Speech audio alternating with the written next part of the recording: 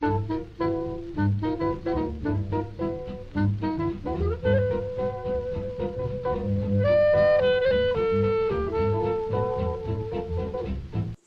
guys, it's Jonah here, and I'm back with a beer review, but back in the cap. Some of you have said, where's the cap gone?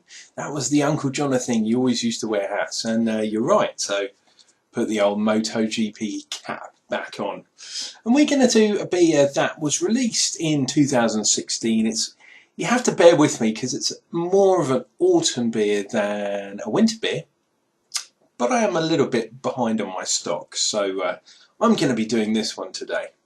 This is the Fuller's Montana Rye Red Ale. It's interesting because I had a label out, motherfucker.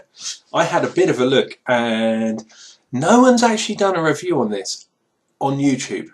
No one at all. This is an exclusive review from me to you. So, you know, you should feel privileged, guys. It's a 500 bottle and it's a 4.5.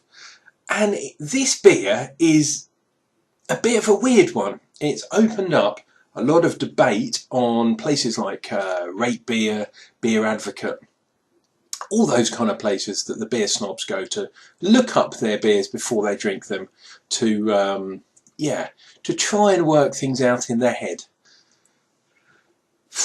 I just like drinking beer. But I did my research on this one. It even says stuff on the back, which is very small, and it's quite late. It says Montana, known the world over for its natural beauty, making it the perfect namesake for a naturally beautiful American-style beer with plenty of Galaxy hops. Last time I checked, Galaxy were Australian, I believe. Yeah, Australian or... No, Australian, I think. Australia, New Zealand, Oceania hops, put it that way. And it gives passion fruit on the palate. Imperial malt delivers depth, and rye crystal adds distinctive red ale. Interesting. So, it's a British brewery, very traditional. Fuller's are very traditional. Making an American-style red ale, red rye ale, but using Australian hops. It's going to be interesting. Look at the bottle. I quite like that bottle. It's reasonably classy. It looks a little bit, with the red, doesn't it look a bit, I don't know, I'm looking at the back. It looks to me like a director's kind of thing. Little bit of a neck chief, which is always good, gives a little bit of information, gives some promotion. Jet black cap with the old Fuller's Griffin, because it's obviously the Griffin Brewery, I believe. Yeah, Griffin Brewery. London! Welcome to London. Let's get cracking. Oh, good hiss. That's a good sign. Bit of smoke. Interesting. Let's go for a pour. Now, rye ale. The rye is supposed to give, especially with whiskies as well, it's supposed to give a little bit of a different flavour, like a more old school kind of bready kind of taste to a beer, which is kind of what Fuller's is all about, really.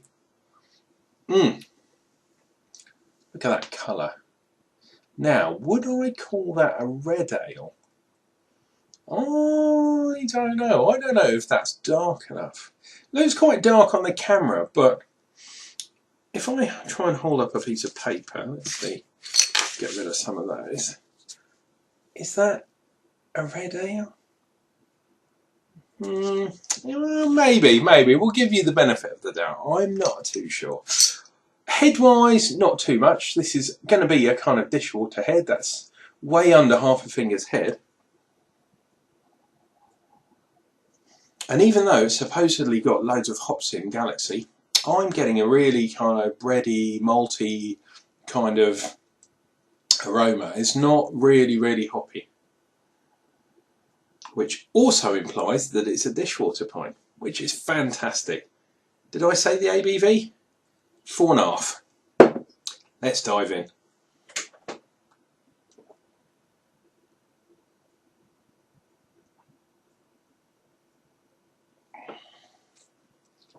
Ooh, we are getting some hops up front. Really just at the beginning. Then it goes into that malty kind of, malty backbone. And the rye is in there as well. Now, this is interesting. This is, if you go to the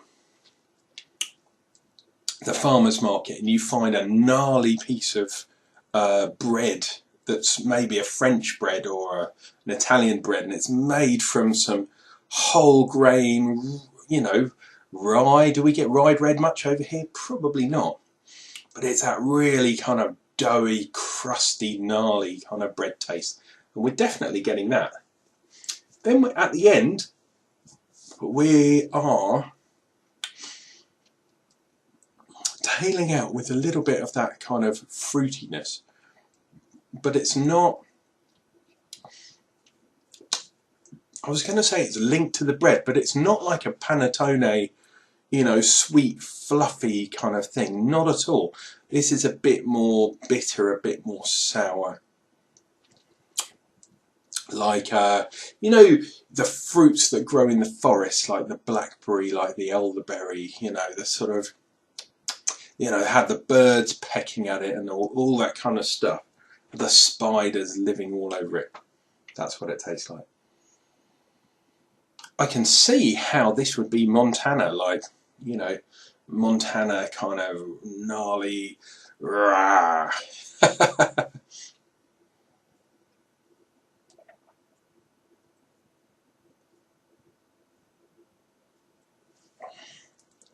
Oh, very mountain man. It is almost like taking a step back from, yeah, it is like a gnarly piece of bread that's been toasted over an open fire, with your horse tied up to a tree. It's that kind of thing. A little bit sour, not very sweet on the taste. You've definitely got the fruitiness of the Galaxy hops. I'll give it that. But then you've got that kind of the alcohol's not that high. It's really weird. It's got that kind of alcoholic taste, and then you've got that kind of bready, kind of doughy effect right at the end, and tailing out into the kind of fruit. This is like frontiersman kind of beer, and I know I know Fuller's have been trying to work on that. They've had the Wild River, they've had the directors and all this kind of stuff. Oh, that's like, yeah. It definitely is different. I'll give it that. It's a bitter. This is definitely a bitter. They're calling it an American Red Ale. I wouldn't say that. It's very close to a traditional English kind of bitter. In taste, definitely. In colour, it's 4.5%, so you could drink a few of these on a night out with the lads. But make sure you put on your red and black check lumberjack shirt. That's all I'm going to say. Guys, this has been the Fuller's Montana Rye Red Ale. Is it worth it? It's definitely worth it for a try, but I wouldn't say this is an American red ale. That's all I'm going to say. Do I like it as a dishwater pint? Why not? If you saw this in the pub, I'd have a few pints of this, but it is reasonably bitter. That's all I'm going to say. Guys, take care of yourselves. We'll see you for some more beer reviews real soon, and hopefully more dishwater pints as well. Shum on!